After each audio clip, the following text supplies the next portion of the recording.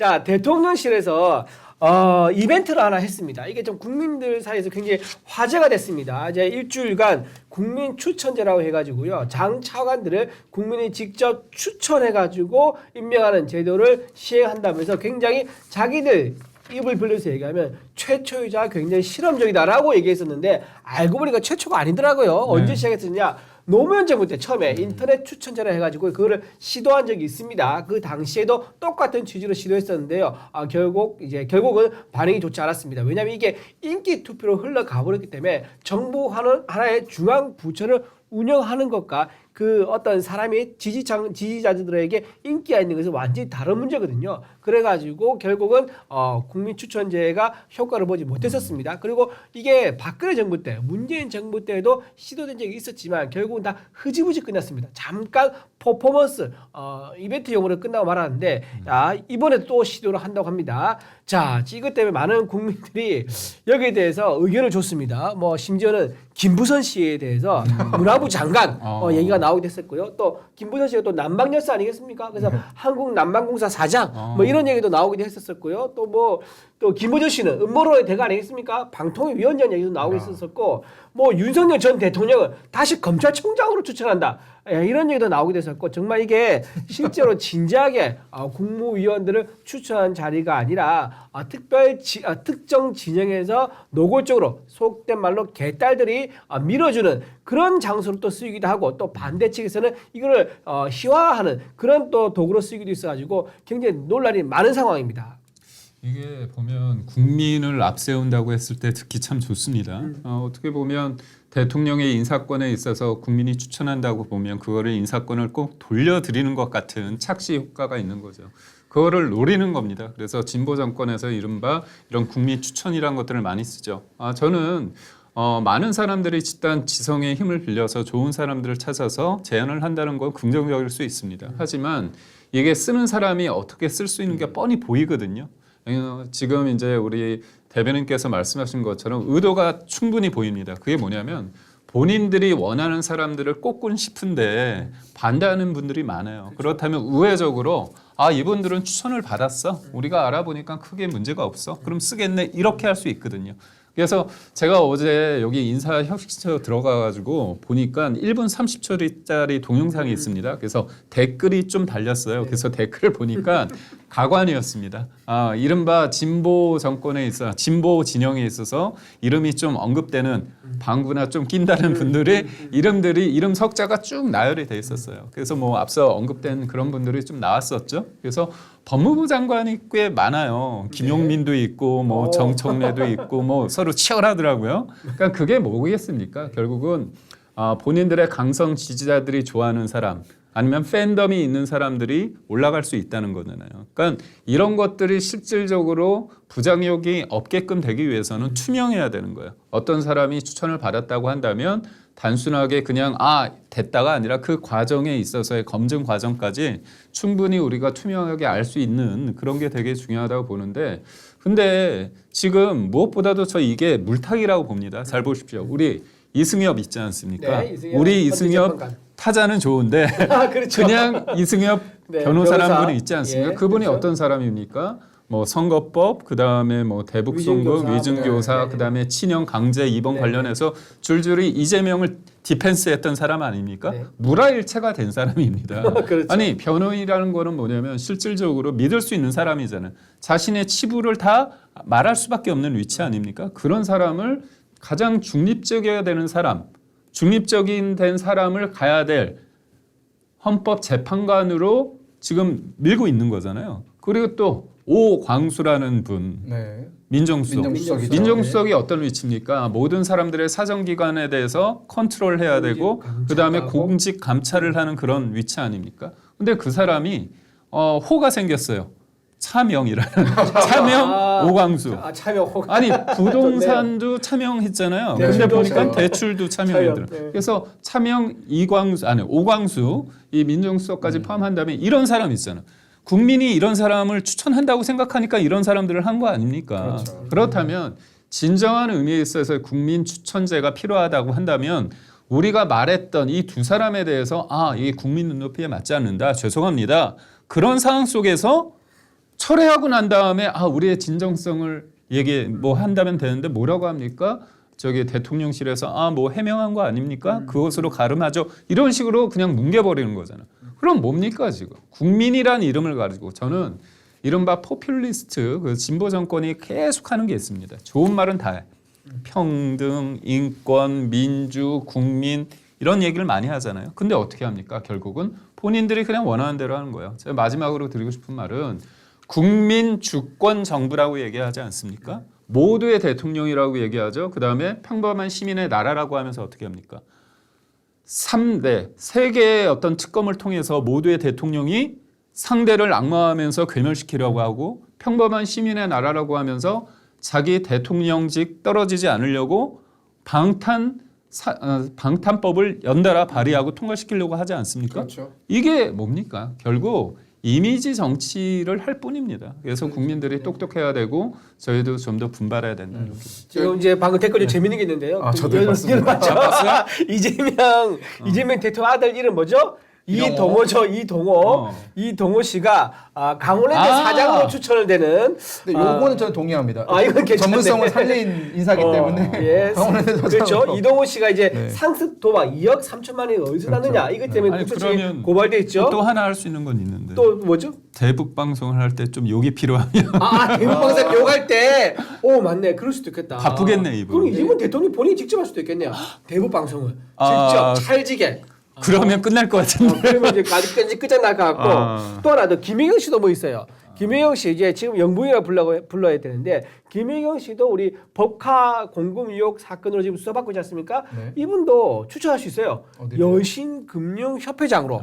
여신 그 카드사회 카드사 연합회가 있는데 이게 써본 사람이 잘하는 거예요. 그렇지, 법카 잘 써본 사람이 잘하는 써보니, 거예요. 그렇죠. 써보니. 네. 써보니 이렇더라면서 여신금융협회장으로 추천한 것도 괜찮겠다. 네, 또 말씀하시죠. 자, 지금 이 국민 추천제가 아까 네. 우리 대변인님께서 이제 노무현 정부 때 추천 시도가 됐다라고 네, 네, 하셨는데 네. 전 세계적인 범위로 봤을 때 이게 가장 광범위하게 시도됐던 나라가 있어요.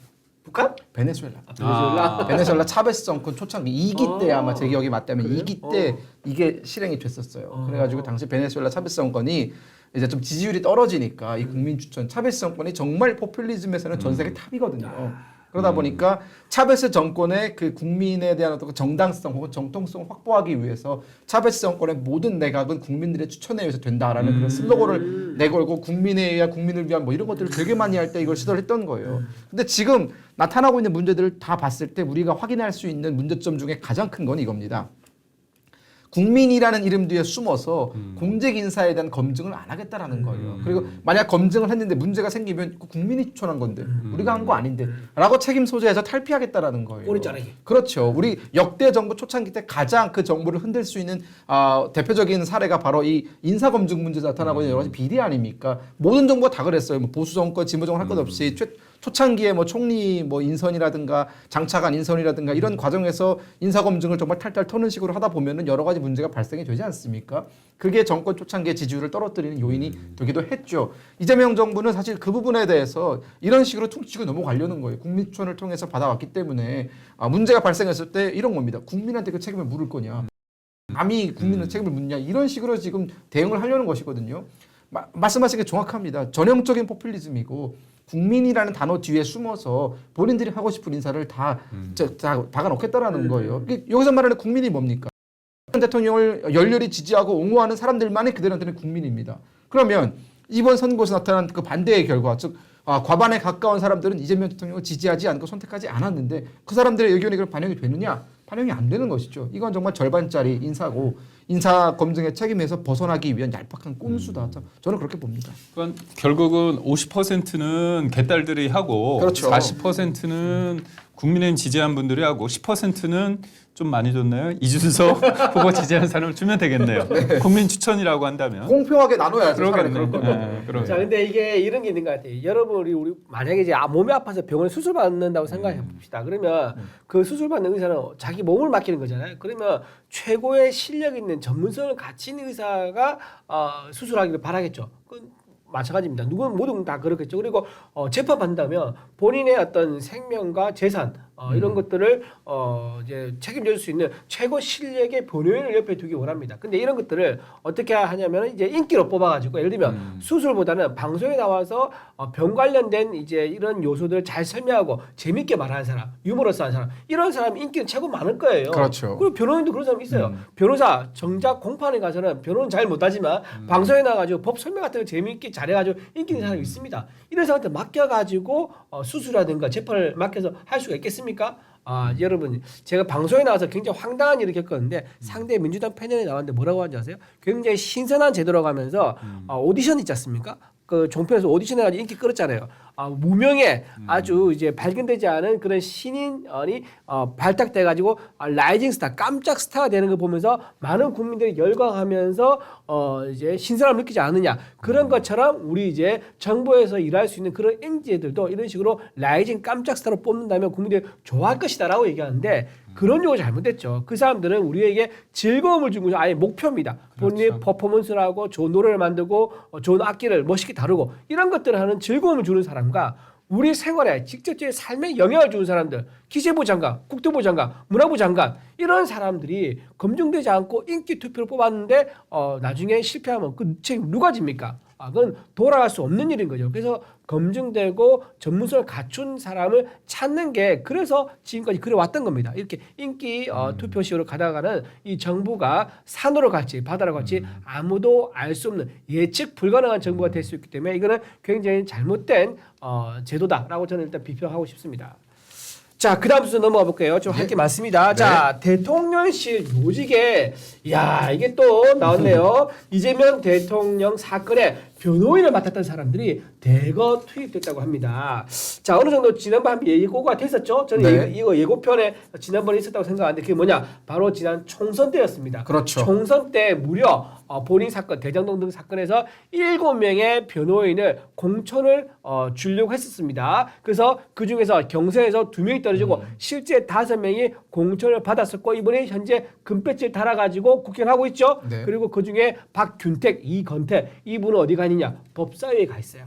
법사위에 가서 이제 이재명 대통령 관련돼 가지고 여러 가지 변론을 펼쳐서 그때 국회 법사위가 무슨 이재명 로펌이냐라는 얘기까지 나왔었어요. 자, 그런 식으로 본인의 어떤 사건에서 이제 고생하신 그런 변호인들을 공천을 주어서 이제 수임료를 대신한 거 아니냐. 네. 이제 그런 의혹이 있었습니다. 실제로 이재명 대통령이 재산 주지 않았었거든요. 근데 이번에 세상에 대통령실에 민정 사정 라인 쪽에 비서관들로 많이 들어갔다는 거예요. 선거법 위반 맡았던 변호인이라든가 이런 분들. 자, 이게 지금 저는 이게 내관이 될 것 같아요.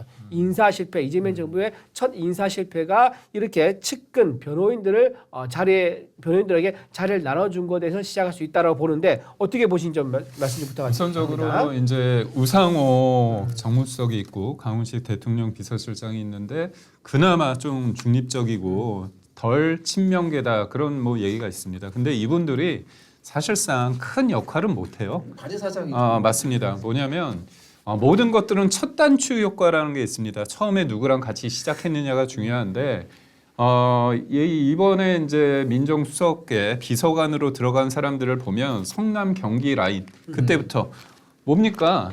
이재명 대통령의 가장 민감한 부분을 알고 있는 사람이에요. 그래서 그렇죠. 이재명 대통령 입장에서도 뭔가 약간 관리 대상 사람입니다. 그렇지. 안 책임주면 나중에 어떻게? 그렇기 때문에 챙겨줘야 되는데 수석이 있고 비서관이 있다고 해서 수석이 과연 위인가? 그렇게 얘기할 수는 없습니다. 그렇죠, 그래서 그렇죠. 오광수라는 이분이 뭐 저기 같은 뭐 동기라고 하죠. 사법 연수원 18기도 네. 동기라고 하지만 물론 그런 친분도 있겠지만 사람은 그렇습니다. 내가 뭔가 이렇게 지시를 편하게 할 수 있는 사람이 좀 편해요. 옛날 친구 동기 불편합니다. 의외로 그렇기 때문에 대통령이 되거나 그랬을 때 중마고우라는 사람이 과연 편한 사이냐 그게 아닙니다. 왜냐하면 그때 사인인 시절일 때는 편할 수 있지만 이미 대통령과 그런 게 아니거든요. 참모 그렇죠. 역할. 맞습니다. 그렇기 때문에 처음부터 관계 맺음이 좀 상하 관계에 있는 사람이 편한 거예요. 그래서 수적 뿌리듯이 시킬 수 있는 사람들을 포진시킨 겁니다. 그래서 민정수석실에 사정 라인에 있을 때 그런 비서관들을 다 꽂아 놓은 거예요. 꽂아 놨기 때문에. 근데 저는 이재명 대통령이 가장 싫어하는 말이 상권 분립인 것 같아. 그러니까 상권 분립이 제일 싫어. 왜냐하면 잘 보십시오.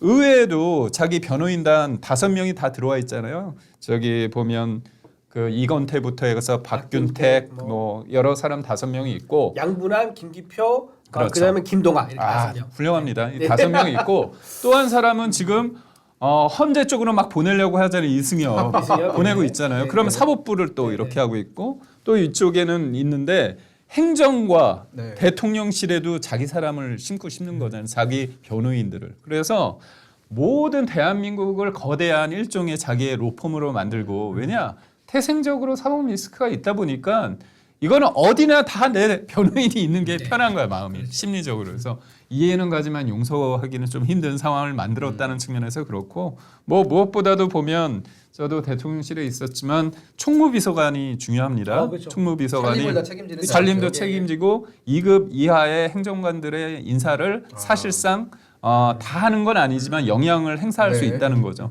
거기에서 발령을 내거든요, 사실상. 그리고 또 부속실장, 부속실장도 자기가 예전에 했던 김난준 전 비서 민주당 네. 당대표 정무부실장이고 또 하나는 인사비서관도 정책 비서관을 지낸 김용채 전 보좌관을 했다고 합니다. 결국은 뭐냐면 총무비서관, 부속실장, 인사비서관 이 3명 문고리라고 할 수 있죠. 그럼 이 문고리 만약에 자기가 좀 더 통합적이고 뭐 친명 말고 뭐 비명까지도 한다면 사람을 널리 쓸 텐데 결국은 자기가 경기도 시절, 성남 시절에 같이 했던 사람을 네. 박아놓은 거잖아요. 그만큼 결국은 뭐냐면 말은 통합이지만 실질적으로는 쫄고 있다. 굉장히 두려워하고 있기 때문에 나의 치부를 아는 사람 위주로 뭔가 이거를 만들 수밖에 없는 어떻게 보면 이해는 가지만 용서하기 힘든 상황을 만들었다. 맞아요. 그러니까 자기 치부를 아는 사람을 이제 가두리 밖에 놔두게 되면 불안한 거야. 그러니까 자기가 측근에 붙여서 가두리에 가두면서 옆에 두면서 관리 감독할 수 있는 그렇죠. 그렇게 해야지만이 이 불안을 떨 수 있겠죠. 이게 대표적인 임기 사례가 5년 내내. 있습니다. 네. 가두리 밖에 내놨더니 유동규 유동규 나오는 그렇죠. 거예요. 그렇죠. 유동규, 그렇기 때문에 조명현 씨 이런 그렇죠. 분들. 제2의 제3의 유동규를 막기 위해서 저러는 건데 저는 보면서 가장 제가 분노를 느꼈던 지점이 권력의 사유화 지점이었어요. 그러니까 이건 권력이라는 것은 결국은 공공성이 정말 중요하지 않습니까? 우리 국민들이 특히나 자유민주주의, 대의민주주의 체제에서 국민들이 권력자에 권력을 주는 이유는 공공의 목적이기 때문이거든요. 너가 그 권력을 가지고 너 마음대로 쓰라고 우리가 권력을 주는 것이 아니라 국가를 위해서 사회를 위해서 제도라는 것이 존재하는 것이고 그 제도 꼭대기에 있는 사람은 정말 그 누구보다 이 제도권 안에서 가장 공공성이 뛰어난 사람이 결국은 그 권력을 가질 수 있는 것인데 지금 이재명 대표를 보면은 가장 공공성이 떨어지는 사람이 가장 큰 권력을 가졌어요. 지금 앞서 변호사들 얘기가 나오지만 우리가 이걸 좀 역설적으로 생각을 해보면 아니 이 사람 주변에 사건을 맡고 있는 변호사가 이렇게 많다라는 건 이렇게 많은 범죄 행위를 저지르고 다녔다라는 겁니다. 변호사가 이렇게 많아요. 여기다 꽂을 수 있고 저기다 꽂을 수 있고 보통 한두 사건의 변호사 가지고는 이거 채우기가 어렵거든요. 그렇죠.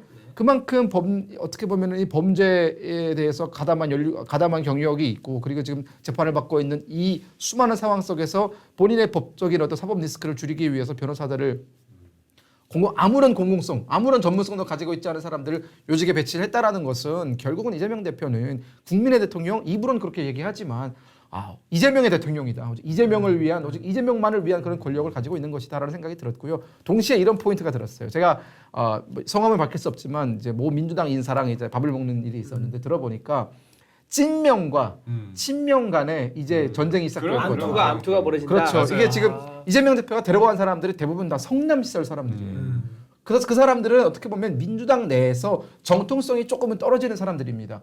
이재명 대표 자체가 비주류죠. 민주당에서 비주류 아니었습니까? 그렇죠. 그러면 그 비주류 밑에 있던 사람들 다 비주류인 건데 지금 비주류가 권력의 중심으로 갔어요. 그러면 이 민주당을 오랫동안 지켜온 사람들 입장에서는 이런 생각을 할 수 있는 거죠.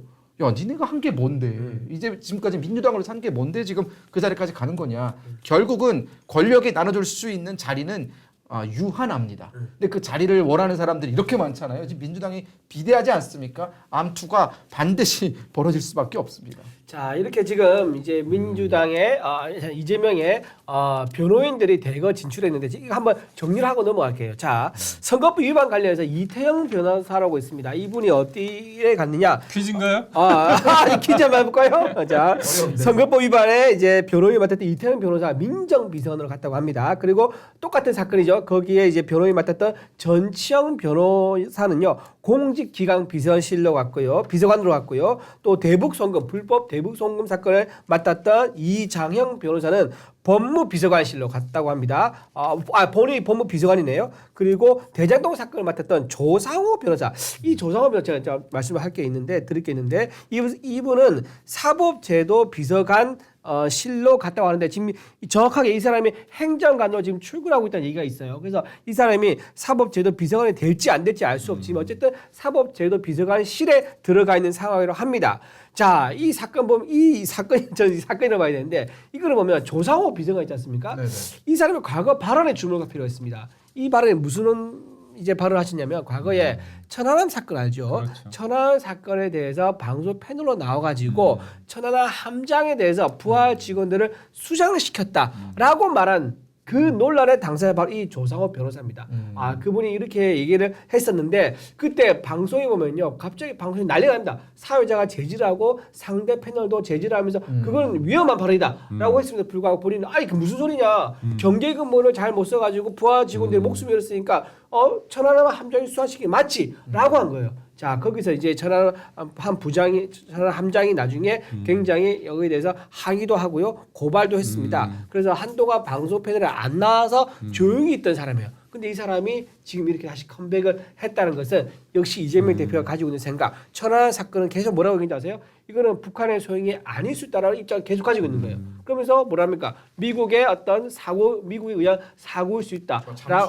잠수함 충돌 얘기 나왔었죠. 이제 그런 것들을 은근히 얘기하고 있었는데 선거 기간 내라든가 또는 야당 대표는 그런 말을 자제했지만 결국은 그 말을 본인이 바꾸지 않는 거야. 바꾸지 않은 상황이기 때문에 이렇게 조상호 씨 같은 천안함 함장에 대해서 부하 직원들을 수상시켰다. 이렇게 망언을 그거를 한 사람을 이렇게 사법제도 비서관으로 앉힌다는 거. 이건 굉장히 예우한 인사이고 앞으로 이재명 대통령의 어떤 정권이 어느 방향으로 갈 것인가를 예측할 수 있는 굉장히 안 좋은 인사다라고 좀 말씀드립니다. 근데 이재명 대통령은 일관성이 있어요. 왜냐하면 그렇죠. 2024년도에 천안함 막말을 했던 사람 논란이 되고 있는 분들 공천을 해서 배지를 단 사람이 있습니다.